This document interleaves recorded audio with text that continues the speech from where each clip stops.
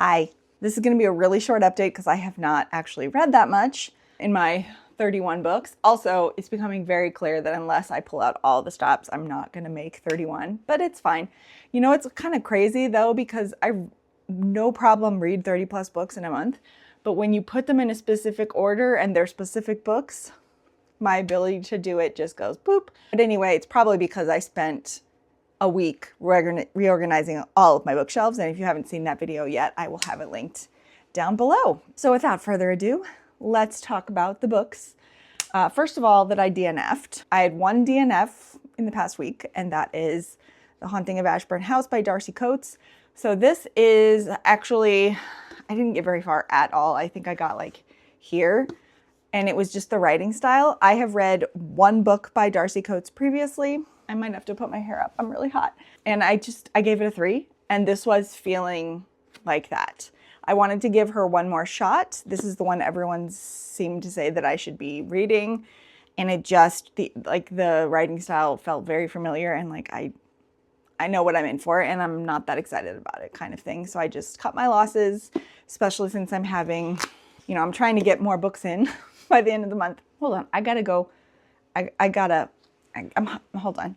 I had to fix my hair because the strands at the top were I cut them too short and they were getting in my face and annoying me. So long story short, I just didn't want to waste any more time, especially when there's other books I want to be getting to. And I don't need to read any more of this author's books, I don't think, if they're all like written like this. If I know a book's going to be 3 stars, there's 2 different kinds of 3 stars though. Then this is the kind I don't want to be reading. The kind that is like, that was all right, you know, and not memorable. And then there's the kind that's like, I'm giving this 3 stars because it's not my thing, but I think it's well done. That's not this. Okay, so that was my DNF. And then I am on book 19, so let's go through books 13 through 19 for the books that I have finished.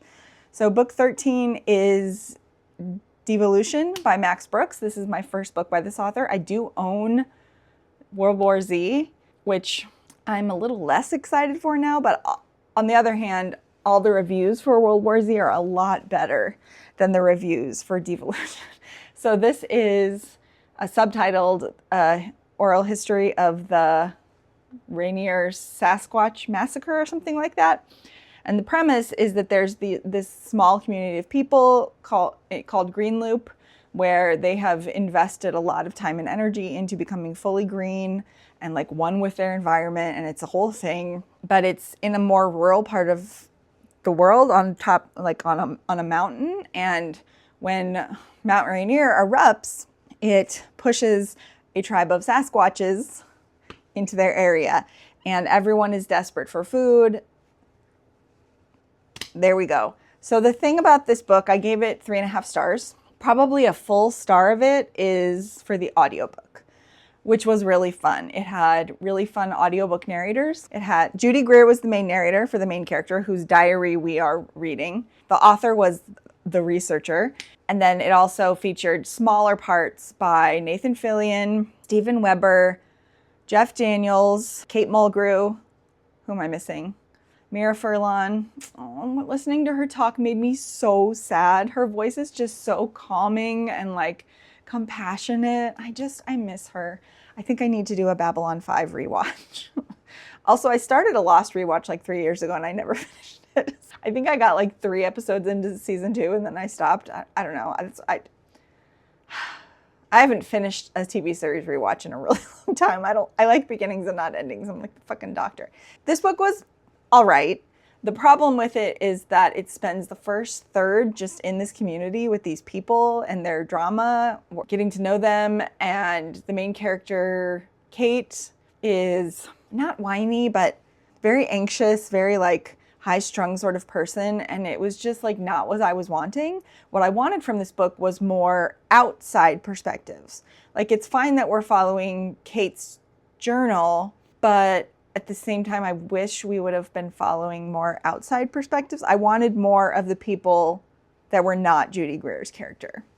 So I don't know. It was fine, but I'm glad I didn't buy it. I got it from the library and listened to it. But then I looked up the audiobook cast for World War Z, and I have a physical copy of that, but I'm going to have to do the audio when I eventually read it, because that is a stacked cast. I don't remember who's on it at this moment, but I remember thinking, whoa, that's kind of crazy. That was book 13, 3.5 stars. Next book I finished was Silent Parade.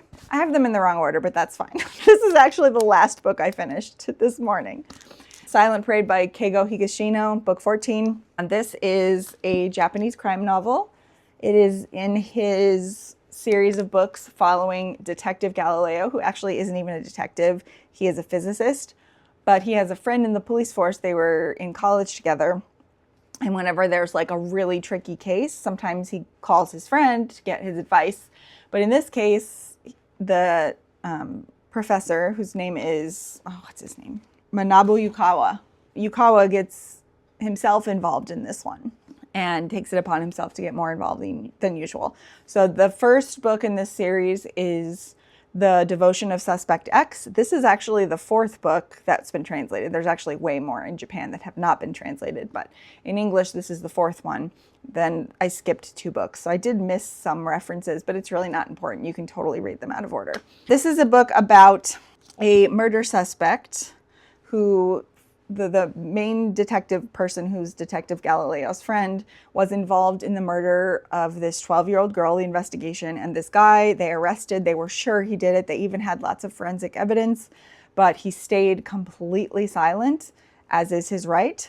So they never got a confession. They never got further details, and they acquitted him. So that's his thing, is staying silent. And then the book opens up with they find a body in abandoned, well, not an abandoned, but like in a hoarder house. I guess they call them trash houses in Japan, but it's essentially a hoarder house. And there was a fire, and because of the fire, they discovered 2 dead bodies in this house. One of them is the murder suspect's mother, who probably died 6 years before, and her body was just never found because she was a bit of a social outcast. The other was this missing teenager. She was 19 or 20, I can't remember.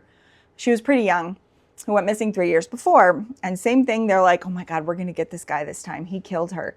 And they find forensic evidence and they arrest him, and he doesn't talk. And again, they have to let him go. So the premise of this is that all of the friends around this restaurant owner, who was the missing girl's father, murdered girl's father, decide to punish him themselves. So that I don't want to say any more than that. But this is definitely a howdunit/whydunit, not a whodunit. Although it does get really twisty at the end. So you can't really predict where it's going. Even once you think you have all the answers, you don't. It was really fun. It just wasn't my favorite reading experience of his books. That's still either Malice or The Devotion of Suspect X. I think those are 2 perfect books. This was still really fun though, and I gave it 4 stars. Hold on, I think my water's boiling. Okay, I have 11 minutes. Okay, so that was book 14. Okay, book 15 is a little nonfiction book called The Secret History of the Rape Kit by Pagan Kennedy. I don't remember where I heard about this book, but I listened to the audio, and it's narrated by Claire Danes, and it was a great audiobook experience. I'll say right up front, I'm giving this book 5 stars.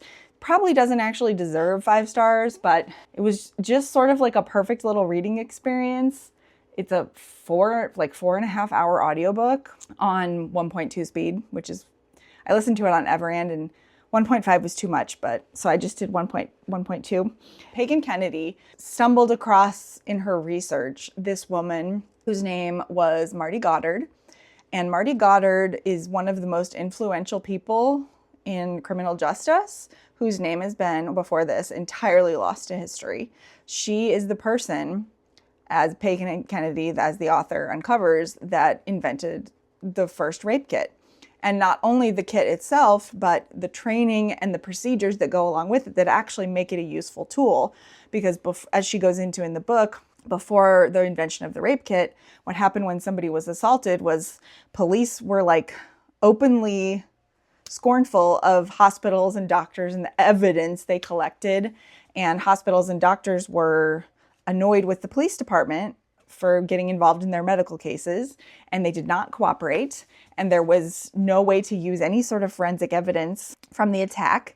According to Pagan Kennedy's research, actually, in order to get the kit produced and onto the market in Chicago, which is the first city that it was in, she actually let this cop that she'd been working with take the credit for the rape kit. And they called it by his name for decades. She was like fine with that because she didn't really care about the notoriety. She just wanted it to be in place because sexual assault was like one of her things that she was really passionate about, because she had been not sexually assaulted as a child, but her father was abusive, and she had encountered working, I think it was like on a hotline of some sort, all of these young girls that had become homeless because of assaults in their homes and been kicked out.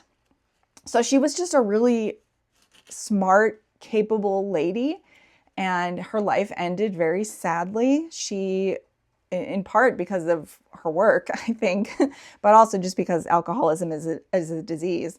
She descended into alcoholism, and she sort of died very like alone and sick. And the only person she really had in her life was her nephew. She was estranged from her sister. I don't know. It's just sad, but the book was very interesting because the author takes it from, it's like part biography of Marty, part small bit of memoir on the part of the author, because the reason she was so interested in the subject, it's very personal to her. So that is relevant. I saw a lot of reviews being like, I wish the author had kept her opinions to herself. And I'm like, that's the entire reason she's writing this book, guys. It's a very personal subject for her. Of course, she's going to talk about it. And then the third thing is that it's like the history of the rape kit itself after it lives beyond its maker. Oh, I just really enjoyed it. I did say in my Goodreads review that I didn't think it was as trans inclusive as it could have been. The author does mention trans people, but there's like this specific chapter where she sort of lays out the difficulties and the pros and cons for people of color with this rape kit, because it was invented by a white woman and put into a system for white people. And she doesn't do anything similar for trans people. She just acknowledges that rape happens to every type of woman, but she doesn't go into any specifics like she did for people of color about the challenges that trans people would face with rape kits. And then the other thing is she doesn't really mention men as victims, which was kind of strange. I mean, all I needed was just an acknowledgement that the vast majority of sexual assaults happen to women and trans people. I still gave it 5 stars. So that tells you anything. I thought it was really good. I'm only on book 18. Shoot. It's because I took a nap, and past me was optimistic that I could finish a book, but I haven't finished it yet. So we'll get to that in a second. So the last book we're talking about is Why I Love Horror. And this was edited by Becky, Siegel, Stratford. I did finish this morning, actually. It was such a quick read. I was like here this morning, and then I just finished it. I really enjoyed this. Some of the essays were better than others. Like, I really loved Tanana Reeve Dew's essay, Jennifer McMahon's, surprisingly. I haven't read any books by her yet, but I definitely want to, especially since the editor lists Simone St. James as a comp author, and I love Simone St. James. Paul Tremblay's was fun. It had illustrations. I love Grady Hendrix's. I knew I was going to. I liked Clay McLeod Chapman's, surprisingly. Rachel Harrison, and of course, Stephen Graham Jones. The other ones were pretty good. The only one I didn't really like, which didn't give me hope for his books, which it's fine because I've never been interested in them anyway, which is Gabino Iglesias. I didn't find his writing style very compelling. Who else is in here that I wanted to talk about? I feel like there was one more thing I wanted to say. Oh, Alma Katsu, you guys. She was basically a spy before she became a horror author. She was an analyst for 3 different governmental alphabet agencies. So obviously NSA, CIA, I'm not sure what the other one was, maybe the FBI, but she talks about in her essay how she was an analyst and it was for like horrific events that were happening in other countries, like genocides and stuff, and how she writes horror to sort of get away from those real world horrors or to process them. Anyway, I really liked this. If you like horror, either movies or books or everything, whatever, this is a really fun read. I'm giving it 4 stars. Okay, so that's all I finished. Book 18. I'm not going to make it. It is currently October 26th. It's fine. It's fine. Let's talk about all the books I'm still reading. So I'm still reading Jamaica Inn. I'm not going to finish this. I am going to try to finish The Mystery of the Yellow Room, though, because I haven't put much time into it, and it's super short. Look how little these pages are. I can finish this one, so this is part of my project. I did start The Tokyo Zodiac Murders by Soji Shimada.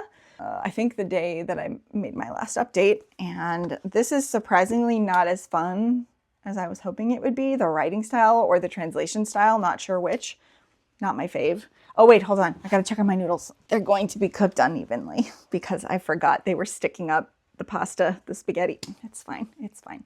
Then I started One Bad Night this morning. I read the first short story and I really liked it. So I'm really hoping that I can use this to replace my DNF. I'm not gonna talk about it right now. I'll talk about it as a whole when I finished it. I'm still reading Rainbow Black. I don't think I'll be able to finish this one either, but I hope that I can. And then I'm almost finished with Witchcraft, A History in 13 Trials, which is a really good book if you like history.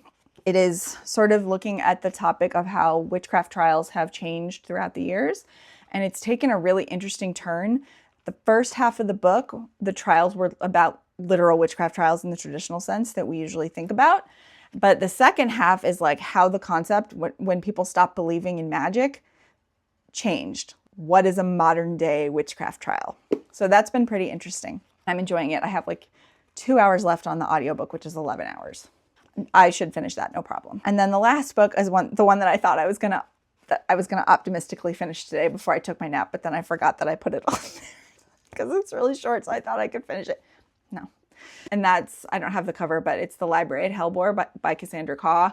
I'm going to withhold my thoughts on this for now because I want to finish it first, but let's just say that my feelings about writing style have not changed since I gave 2 stars to The Salt Grows Heavy. I do like the concept of this one and the story and the world of this one better, so I'm going to not DNF it because it is so short and I spent a lot of money on it because it's a special edition. I couldn't skip anymore. I didn't have any more skips, so I had to get this. But it is a very pretty book and disgusting. It's a disgusting book. Well, I'll talk about this again once I finished it because I want to have a fully formed opinion. And that's it. That's it for this update. So my update at the end of this is going to be, I believe, on Friday because it's going to be after I have finished all of the books. I'm going to give myself to the very last minute to try to finish as many books as possible. But I really don't think that I can read that many books in 28, 29, 30, 5 days. I can't do it. But I guess we live in hope. Thanks for watching. If you don't have anything else to say, please leave me a zodiac sign for the Tokyo Zodiac murders. And don't forget to leave me a like and subscribe if you want to. And check out that bookshelf video because I put a lot of work into that. Also, but I apologize because I used copyright-free music that was perfect for like the tone I wanted. And they gave me a copyright strike, even though it was copyright-free music. And they weren't like saying that I had to take the video down or remove the song, but they were going to pay all my ad revenue on this video, which is my best performing video in ages. And they're going to take all of it and give that revenue to this person who originally said you could use this music for free. And I was like, this is bullshit. Long story short, I used YouTube's editing software to replace that song and now it sounds terrible. So I'm sorry. Hope you're having a great day. Hope you're having a great October, despite everything. And I'll see you guys in the next one. Okay, love you. Bye.